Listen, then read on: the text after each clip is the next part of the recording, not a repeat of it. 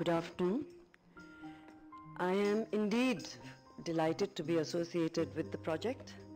Being a senior citizen myself, I didn't ever imagine that in my lifetime there would be a project that is so well thought through. When they came to me with the offer, what I was struck by mainly was the optimism behind the project. It was the dignity that they were giving to senior life. It was the attention to detail, really, because we had an extended and very extensive talk where Santosh Naik and his team took me through the project, and I was impressed by the content, the research, the time that had been invested in thinking through every possible detail of what a senior citizen would require. Apart from security and health, which are the two main factors that do concern senior citizens, I think just the air of optimism that the project promised, that you're not going to be treated like a decrepit old person, but the very name of the project, when they're saying grow young, when you call it new life, is at once something that suggests a great amount of hope and a great amount of positivity. And that's really what people at a certain age require. Of course, you require security, of course you require the best and top health care, but you also need to be in an environment which provides you something more.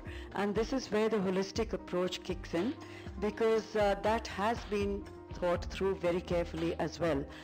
It was something that I felt was so close to my heart, having worked with senior citizens in different capacities, being one myself. I understand, like Mr. Naik mentioned, that at some point there is a sense of loneliness, there is a sense of alienation. People, even within your own family, often don't have the time for you.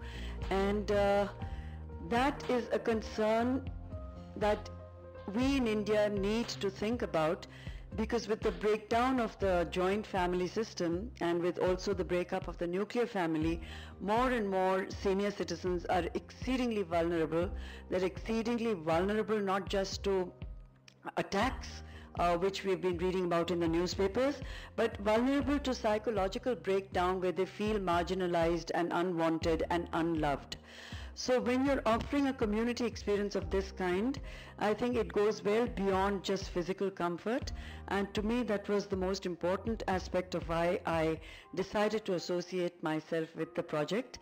It's starting off on a splendid note, and I wish them every success. Thank you.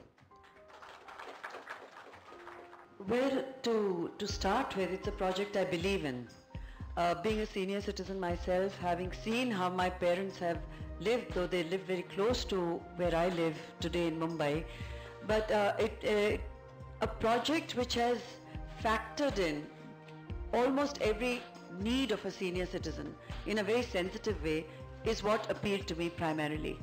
And that I have been associated with writing about senior citizens, whether it was for Harmony or otherwise, breaking through the whole taboo of age is very important, to send out a positive signal that it's not the end of life, it's not the end of the world, particularly for women. And as Santosh just mentioned, a lot of people in that category could be single women, widows, or just single people who don't have that sense of security. So on many levels it was a project that appealed to me, inspired me, and I'm very happy to be associated with it.